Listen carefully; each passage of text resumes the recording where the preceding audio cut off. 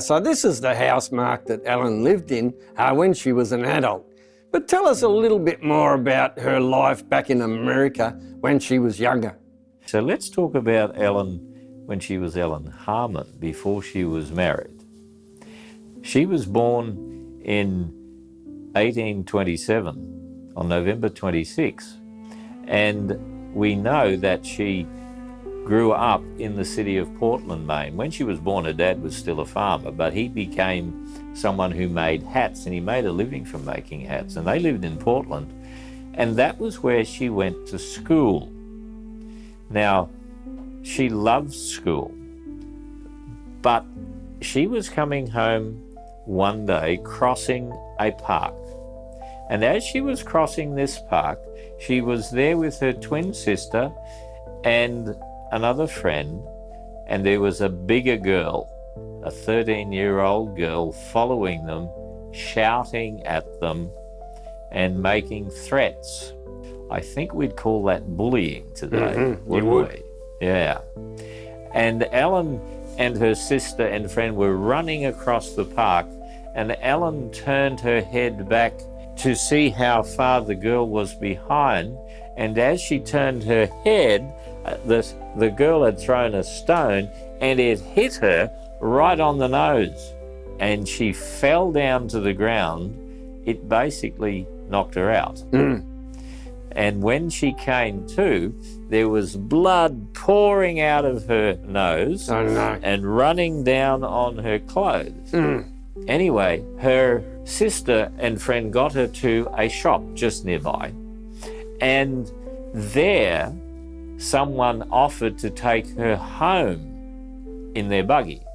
But this blood was coming out of her, and she said, "No, I can't make a mess in your buggy." So she said no, and she tried to walk home, but she couldn't. Her sister and friend ended up basically carrying her home. And when they got there, she was put in a bed. You see, they didn't have hospitals like we have today. Today we'd take her straight to the hospital, eh? Yeah, call the ambulance. That's right. But there was none of that in those days. And so there she was lying in her bed, unconscious basically, for 3 weeks. And during that time she lost weight.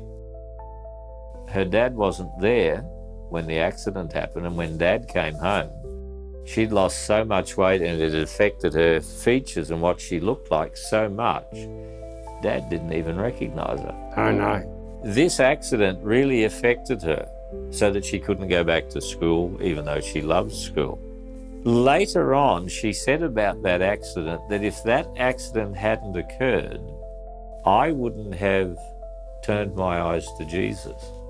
That reminds me, that Jesus said that in this world we will have trouble.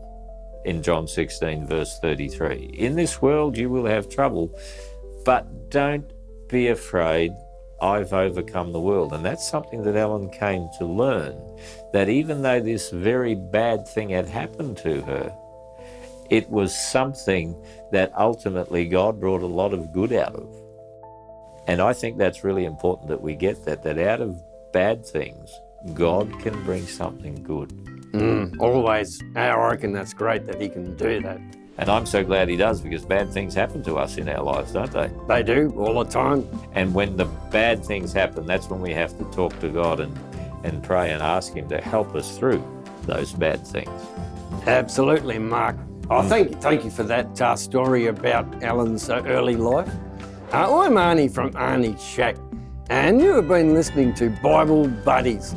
But our time today is up, and I look forward to catching up with all of you again next time. So take care, stay safe, and God bless. Learn about our wonderful God each day. Stop.